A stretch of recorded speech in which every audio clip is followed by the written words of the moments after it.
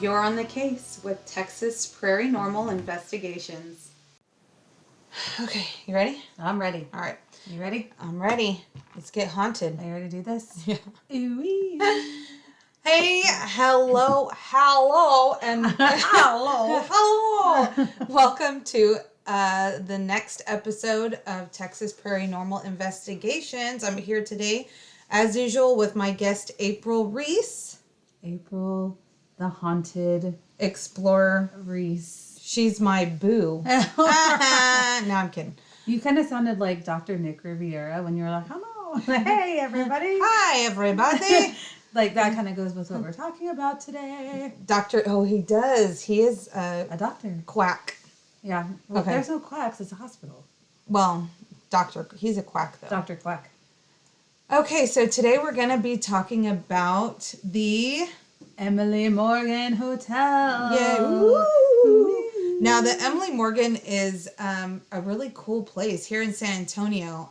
So if you're in Texas or you want to take a trip down to San Antonio, Fiesta's coming up, so I'm sure they're going to be booked solid. And twice the price. Absolutely, because Viva Fiesta. It's actually the official hotel of the Alamo. Is it really? Emily Morgan. Yes, it is. And why are we picking the Alamo? Because guess what? We are Prairie Normal Texas History. That's right. Podcast. And going along with that theme, we jumped to this because today would be the day 3 of the siege in 1836. Yeah! And Emily Morgan plays a huge role in the outcome of that war later on, about 6 weeks on down the line. Yeah, good for her. Awesome. Thanks, Emily Morgan. No, really, everyone should thank her. So, you want to jump in, or what do we do? Okay, so the Emily Morgan Hotel was, but actually, let's talk about before the Emily Morgan Hotel. Before it was built, it's actually built on the grounds of what the hotel, of where the Mexican forces battled for. Well, yeah, because it's like 100 yards from the Alamo. Yeah, so it was in very close proximity of the Battle of the Alamo. It was, literally the battle was there. There was no streets. 100 yards from the actual Alamo, there was a battle going on. Well, then how come it said, like, take a left at the cactus and you'll be at the Emily Morgan? No, I'm kidding. So, yes, the ground is soaked with blood upon which it is built. Ground is soaked in blood upon which it is I'm built. just letting you know. Like, I don't know why you would think they wouldn't have actually battled 100 yards away. Because they just said, these are our parameters, nobody go outside There's these going lines. to be a hotel there one day, Yeah. so we can't fight there, guys.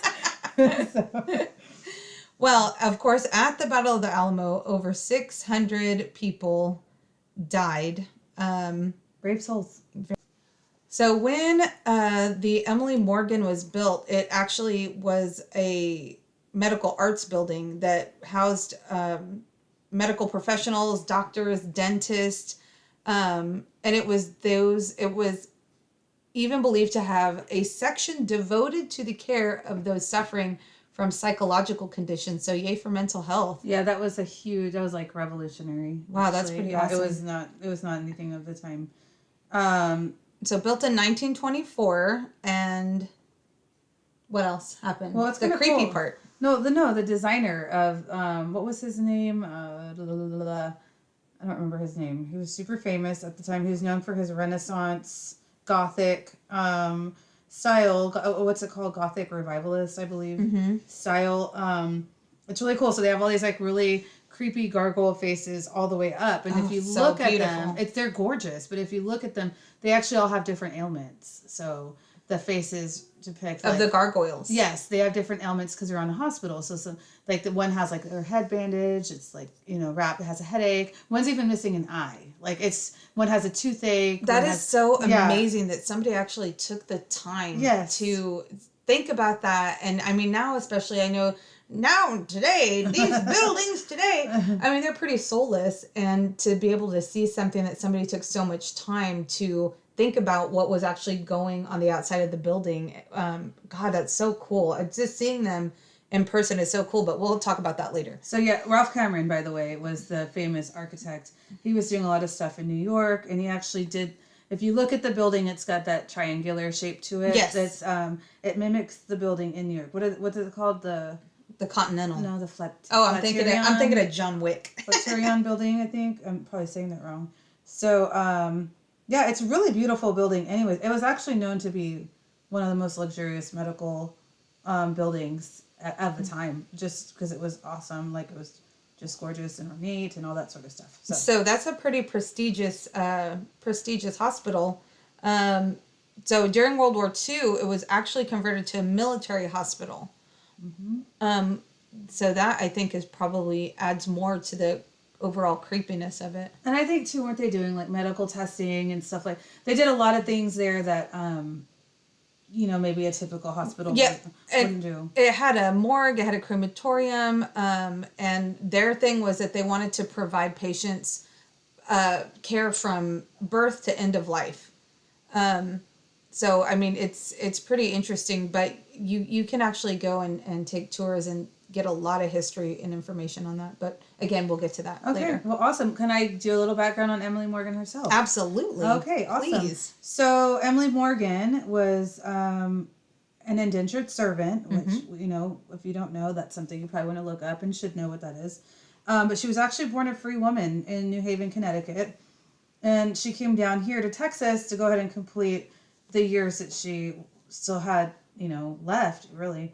And she was a mixed race woman at that. So she also received a lot of flack. Uh-huh. I mean, that in itself was, a mortal sin to some back then. So, and her last name wasn't Morgan, but, as the tradition was, unfortunately, she was going to have to take the surname of the person that she actually owed time to, that she was indentured to. That's so sad. Yeah, I know. It's horrible. To lose all that history in your family name. Yes. So she comes down here, she starts working. Mm-hmm. Like we said, here we go. And it's fascinating to me because it's literally, this was 1836 right now, February. That is so crazy. We're in it. We are in day 3. February 25th. No, I know. But I'm saying it started the 23rd. Oh, okay. So anyways, she's down here working, and all of a sudden she's kidnapped by General Santa Anna and his men. Dun, dun, dun. Yes. So she was taken hostage by him, yes, with all of the other black servants and workers. They were taken down to Buffalo Bayou, and that's where it was to take on Sam Houston's army. Santa Anna did, in Buffalo Bayou. So anyhow, he's there. He gets smitten. He's smitten with her. He falls in love with her? No, she was more of his favorite. I don't want to use the word concubine, but he was very much abusing his power with the women that he had taken in. But she sees it and takes advantage of this. And she's very, very smart. Using her womanly wiles. So then, yeah, she did. She really did. She was constantly being called to Santa Anna's tent. She knew that we were in trouble, that the Texans were in trouble, and decided to distract him and send word down. That's so awesome. And let people know that he was there, and literally kept him so distracted. I think they said the battle itself, when our army arrived, was 18 minutes, I think. 13 minutes, 18 minutes. Damn. So it was something, I mean, you guys read up on that. It's really, really fascinating. The Battle of San Jacinto was the definitive battle in the Texas Revolution. The tides turn. We beat Santa Anna's army. That's where Texas history really begins. Yeah. So Emily Morgan is touted as being the Yellow Rose of Texas because, and again, some of these terms and things, so cool. When we deal with history, we're dealing with some terms that are not cool, man.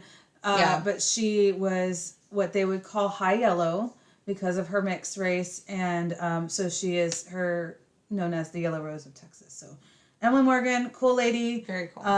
There's a lot more information out there, but also now that's why they actually named it after her, the facility after her. And now she is the namesake of one of the top 3 most haunted hotels in the country. That is, I wonder how she'd feel about that. I know. So there's, how many floors are haunted? There's three, right? 3 floors. That are haunted. In my opinion, they'd all be haunted because ghosts can go where they want, I think. Well, if they're trapped there. So they're saying it's the 7th floor. So if you want to stay here and you want to get a good spooky. When we went there, so we have a little bit of story for that, but that comes later. That comes later. The 7th floor, the 12th floor, and the 14th floor are all the most haunted floors, including the basement. And why is that, Teresa? Because that's where the morgue was. That is where the crematorium and the morgues were. But anyway, so a lot of people, we'll share our personal experiences in just a little bit, but so this hotel is literally listed as one of the most haunted hotels in America. Staff and guests of the hotel have had so many experiences and stories about occurrences at the hotel.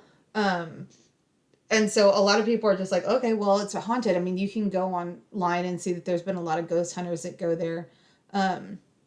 For instance, there was one where the sales manager was spending the night and returned to her room after dinner and found her bathtub filled with blue water.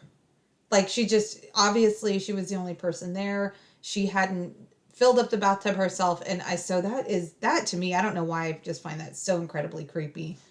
Blue water, eh? Yeah. Because the river water, if you go to the Riverwalk, it's green.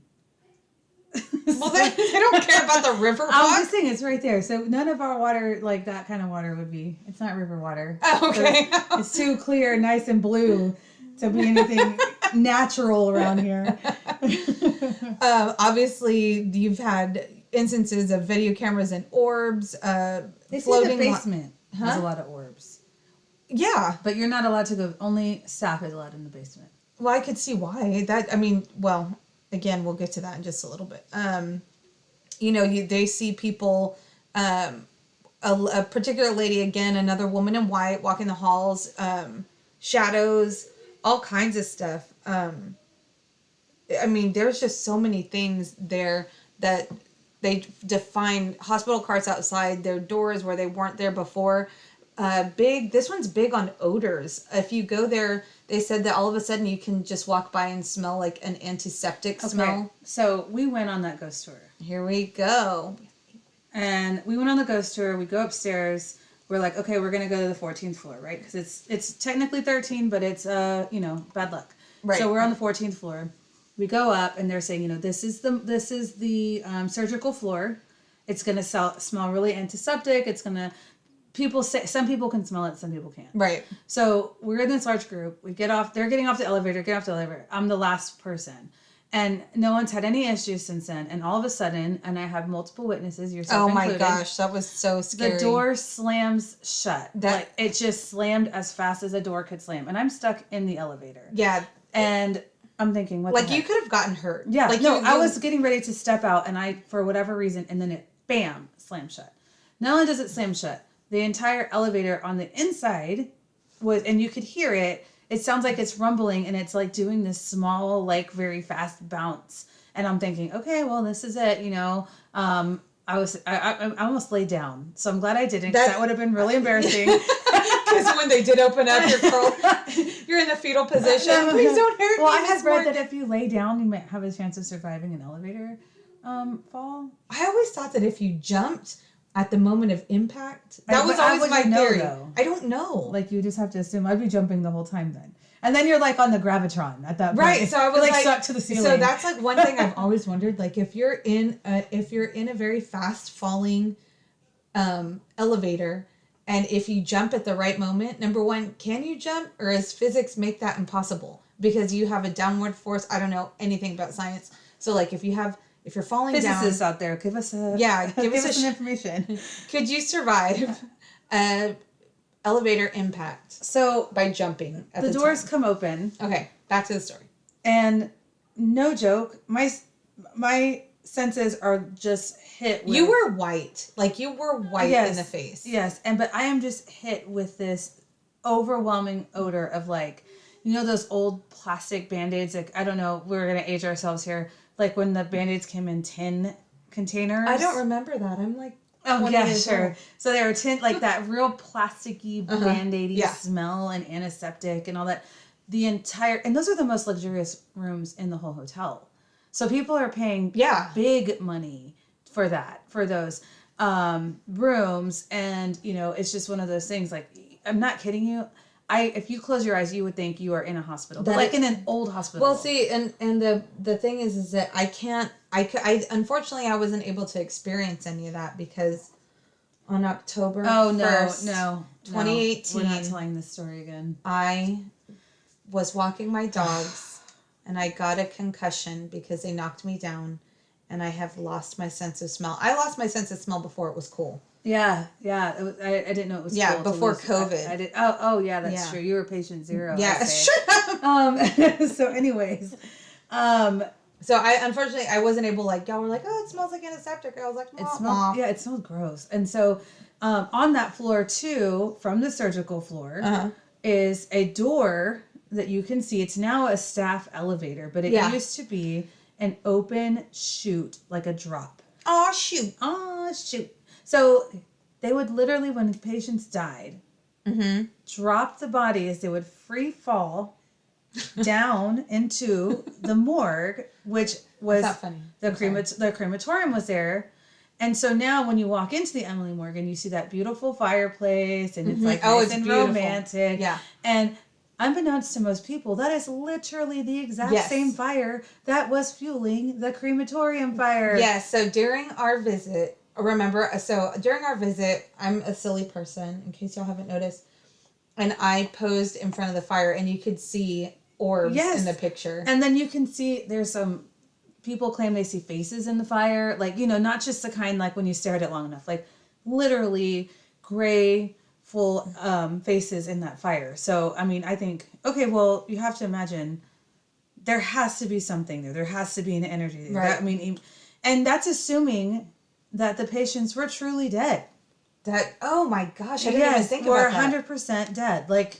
But as medical professionals, like, that would be like topic number 1: how to tell when someone's dead. Why? And if this is the most prestigious hospital, how often would they make that mistake? You have no idea. We have no idea. I mean, hello, we had to put for whom the bells toll. Like, there was times when people were burying people and like literally provided bells to ring in case they accidentally done you in. I know, but I figured, like, I don't know. I get what you're saying. I just feel like, what was it in The Wizard of Oz? The guy that comes in proves that she's dead. 100% verifiably dead. Yeah, they didn't have the little guy there. I never know the word. I know. So there's stories that they were possibly because they hear the people claim they hear the pounding of the body and then disembodied voices. Why would there be voices in a morgue if they're already dead? So, because are they zombies? All that to say, no. Pretty cool stuff. That actually is really awesome. Yeah, I think that, so when we had gone, we had taken a haunted history tour of San Antonio, and they were actually super informative. And I'm hoping I can find some pictures from our time there that are podcast appropriate. Yeah. Because it was also a pub crawl. Haunted history. So I think at some point you end up seeing something, whether it's a ghost or not. You can see things, all right. There's all kinds of ghosts. They guarantee you'll see something. They just don't say ghost. Pink elephants, ghosts, whatever you want. One of them same. So yeah, that was pretty cool. But the woman in white, here's my thing about her. Okay. And we actually, so during our time at the Emily Morgan, there were very, very creepy feelings. We did experience some cold spots. Some of the people we were with said that they've smelled some sort of or they felt something brush against them. They felt something brush against them because we were with a group of people, and everyone had an experience of some sort. There was remember that really creepy long hallway that just felt like there was something there. It goes on forever, and no one wanted to go down it. And I often wonder if some of these things, like, because we went in there knowing its history. So we went in there knowing its history. If you don't know that, I really do feel, because it's so, I guess the word is potent, like, you could go in there and feel it yourself without knowing. That happened to me at the Manger. I didn't know the Manger was supposed to be haunted. Oh my gosh. So we stayed there. I'm pregnant, so I was obviously 100% sober, and I was tired, and we ate, and the restaurant felt like I was in The Shining, like the bar, the empty bar. There was nobody there, and we were eating, and it was like just very old style. And there that happened to me. I didn't know it was supposed to be haunted, and our bathroom door kept closing, like closing, not. We should do that one. Yeah, that'd be cool. So, yeah, I think you're right. I think that Emily Morgan has enough in it. Yeah, I mean, and I think a lot of times people feel like you have to be a psychic to feel certain things. And like, for instance, we stayed at that. I have no sixth sense about me at all whatsoever. But I remember that my sister and I had stayed at a Airbnb in Bastrop. And we walked in, and immediately I was like, there's something here. And we didn't know. And then later on, we found out that. Yeah, we said read the guest logs, but we had all had different dreams. I mean, the amount of, and I got very good pictures. I got definitive like pictures. So we'll have to cover that space too, because that house was actually moved from another location. But we digress. Back to Emily Morgan, the lady in white. Oh, sorry. So here's the thing, people are claiming that she's a bride. Okay. And so, but there's no. I've done a lot of research. I've looked on many different things. There's nothing that anywhere that would tie a bride ghost to Emily Morgan. And that's what I was wondering. I was like, why would anyone be getting married in the hotel? Well, I mean, a lot of people get married in hotels. I mean, not hotels, in the hospital. Right. I mean, when some people are saying, oh, she's a bride looking for her soldier husband or whatever. And I'm like, okay. It's a little far-fetched. But, I mean, it's not impossible. I guess not. I mean, listen, if I can't find you the first time, you go on your merry way. I give you permission to move on in the afterlife. So what if you were dying in battle? So it's all about me. I'm tired. So yeah, that's that's I think she's on the 7th floor. She's a 7th floor person, and I think the morgue itself was the 4th floor. The morgue. So here's the cool thing. So they added a pool to the Emily Morgan. Okay. So they did renovations. They did all this stuff. So there's now a rooftop pool. Oh, that's cool. Yeah. I didn't know that. Yeah, you want to know something creepy about the pool? Mm-hmm. Always. The pool itself, like because it was a hospital, to save money, it's very, very expensive renovation. But they the basement's full of medical stuff, like it's full of all kinds of things. And they were used to a lot of that material. So the pool, when you go into the pool, it is actually metal. What? Yeah, they reused the metal of the gurneys. No, they didn't. To line the pool. Yes, they did. So the pool itself, the rooftop pool is refurbished the gurney material, and it's actually in panels. So the pool itself in that area, people are saying, yeah, it's haunted. Like people are getting scared to swim in there. I was gonna say you couldn't pay me to swim in that pool, so I'm not gonna drown. Yeah, so it's just, but there was already like a rooftop area and garden when they first opened the medical